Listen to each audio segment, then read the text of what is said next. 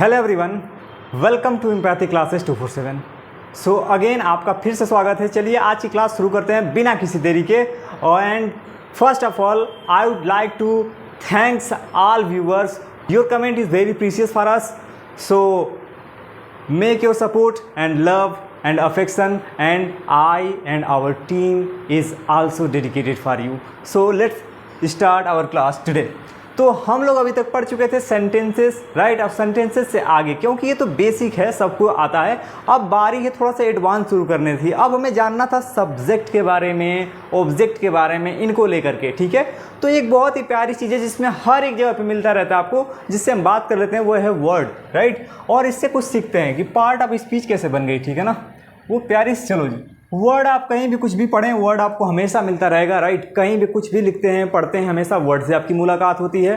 अब सवाल आता है कि पार्ट ऑफ स्पीच कितनी होती हैं, सबको पता है, लेकिन ये पार्ट ऑफ स्पीच आ कहाँ से गई। क्वेश्चन आता है, एक क्वेश्चन ये बना कि पार्ट ऑफ स्पीच कैसे आ गई। ये पार्ट्स ऑफ स्पीच, इसका मतलब क्या हुआ, स्पीच मतलब क्या कहते हैं हम। जैसे कि यहाँ पे एक बात है, कि स्टोरी है बहुत प्यारी सी, अक्सर मैं बताता रहता हूँ कि देखो, एक क्या था ना कि एक बार की बात है, एक मैम थी और वो क्या कर रही थी कि बच्चों को पढ़ा रही थी, और साथ में आज उनकी एक स्पीच होने वाली थी, और मैम मस्त यहाँ पे खड़े होकर के स्पीच देने के लिए तैयार थी एकदम। अब ये मैम स्पीच के लिए तैयार है, इन्होंने एक फ्रेम यानी कि एक कागज़ के टुकड़े पे इन्होंने अपनी स्पीच लिख रखी हुई है, ज्यों ज्यों ज्यों कुछ ऐसे करके। और स्पीच में क्या लिखे गए हैं भाई साहब, सेंटेंसेस लिखे गए हैं। और वो सेंटेंसेस किससे बने हैं, तो सेंटेंसेस बने हैं वर्ड से। किससे बने हैं, वर्ड से मिलके बने हैं, ठीक है। तो यानी कि देखा गया कि वर्ड जो है ये क्या है, इनकी ये पूरी पूरी इनकी स्पीच है, राइट। और ये स्पीच में किसका यूज किया गया, वर्ड्स का। तो वर्ड्स किसका भाग हुए, इस स्पीच का।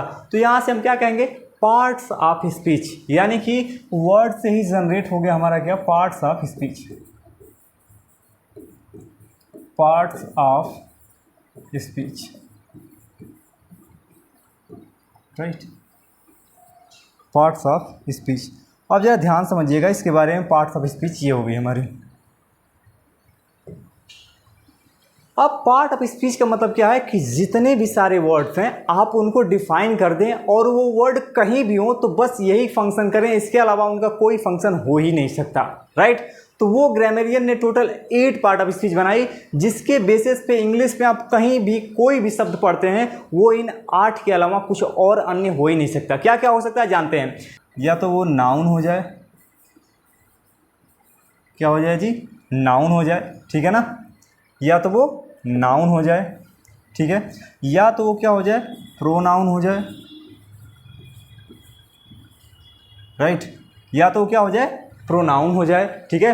नाउन किसे कहते हैं, किसी भी चीज़ का नाम नाउन कहलाएगा। कोई पूछे तो क्या बताएंगे कि किसी भी चीज़ का नाम नाउन कहलाता है, ठीक है।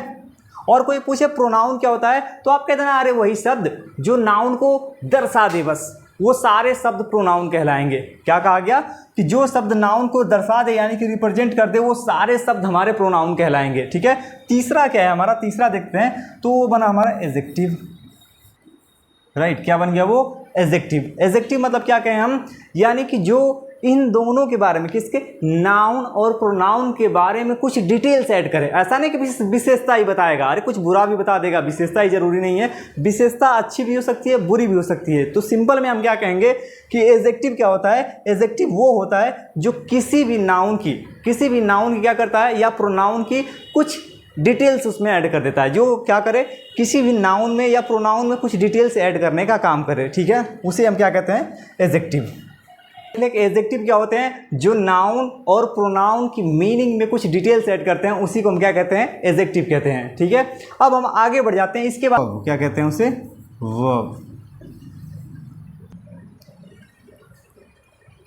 अगली पार्ट ऑफ स्पीच हुई हमारी वर्ब। वर्ब किसे कहते हैं, तो वर्ब वो होती है जो किसी एक्शन के बारे में, या किसी स्टेट के बारे में, या किसी हैपनिंग के बारे में बताती हो। जैसे मैं कह दूं क्या, आई हैव अ पेन, तो हैव यहाँ पे क्या हो गई, वर्ब, जो कि क्या बता रही है, पोजीशन को बता रही है कि मेरा अधिकार है उस पर, कोई एक्शन नहीं हो रहा है यहाँ पे। जैसे हम कहते हैं आई गो देयर, मैं वहाँ जाता हूँ, तो गो क्या बता रही है, एक्शन को, कि मैं जाने का काम करता हूँ, ठीक है। आई लव यू, तो इसमें क्या हुआ कि लव एक स्टेट को बता रहा है। इसमें मैं कोई काम नहीं करता हूँ, लेकिन मैंने कहा आई लव यू, मैं तुमसे प्यार करता हूँ। तो इसमें क्या है, मैं कोई काम कर रहा हूँ नहीं, लेकिन ये क्या है, एक स्टेट है, मैं एक अवस्था को दर्शा रहा हूँ यहाँ पे, ठीक है। तो वर्ब क्या करती हैं कि जो एक्शन दिखाए, पोजीशन दिखाए और हैपनिंग दिखाए, और अभी बहुत सारी चीज़ होती हैं जिनके बारे में हम डिटेल से आगे पढ़ते हैं, ठीक है। तो यहाँ तक हमारी 4 पार्ट ऑफ स्पीच हुई, 4 अभी और बाकी हैं, ठीक है। तो आइए एक एक करके उनको भी देखते हैं।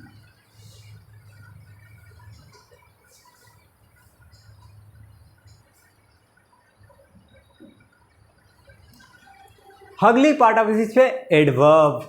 एडवर्ब क्या होता है? एडवर्ब भी बहुत ही आसान है। एडवर्ब आप किसे कहेंगे? एडवर्ब आप उसे कहेंगे क्या कि जो सिर्फ नाउन और प्रोनाउन और साथ में इंटरजेक्शन को छोड़ करके सबको क्वालिफाई कर दे हैं। इसका क्या मतलब? इसका ये मतलब हुआ कि सेंटेंस में जब आती है तो ये सबको क्वालिफाई करती है, ठीक है। अभी आप समझें तो क्या कहेंगे कि एडवर्ब वो होती है जो एक्शन के बारे में कुछ डिटेल्स ऐड करें। एक्शन कब हुआ, कहाँ हुआ, कैसे हुआ, ठीक है ना, उसे हम क्या कहते हैं? उसे हम कहते हैं एडवर्ब, ठीक है। इसको एक स्टोरी समझे कि जो किसी का भी नाम होगा वो नाउन कहलाएगा, ठीक है ना। जैसे मान लें हमको एक नाम ले लेते हैं, ठीक है, एक नाम हम ले लेते हैं, चलो ठीक है, महेश, ठीक है ना। अब यहाँ से एक नाम जो हुआ वो क्या है? नाउन।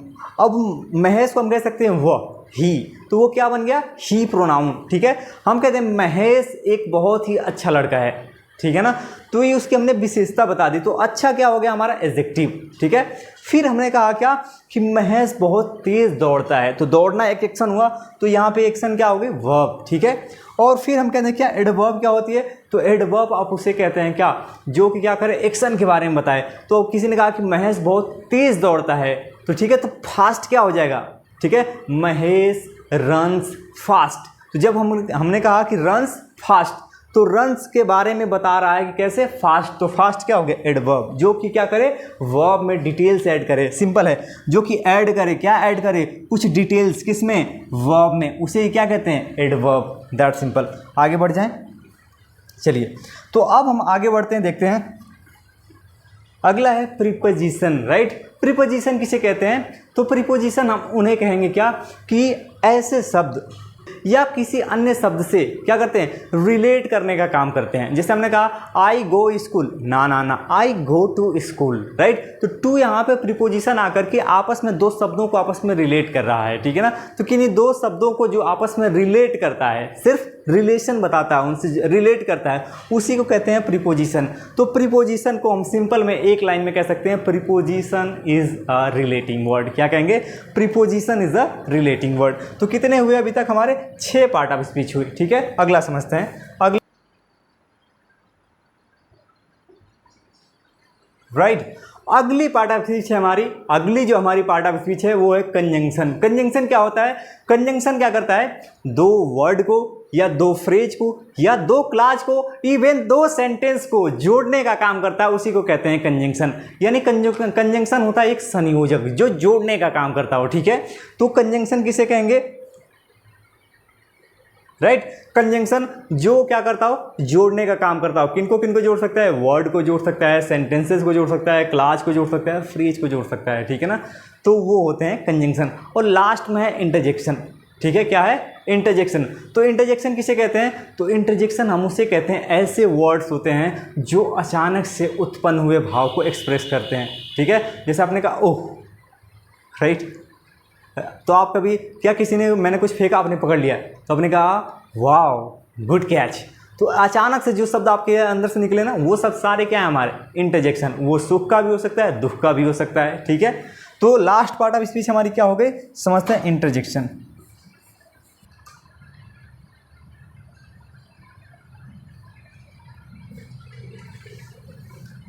तो ये बन गया हमारा लास्ट वर्ड। आई थिंक ये पूरी पार्ट ऑफ स्पीच आपको समझ में आई होगी। अब इनको एक एक करके सीखना शुरू करना है, जो कि हम अगली क्लास से बेहतरीन तरीके से इनको सीखना शुरू करेंगे, आई थिंक, ठीक है ना।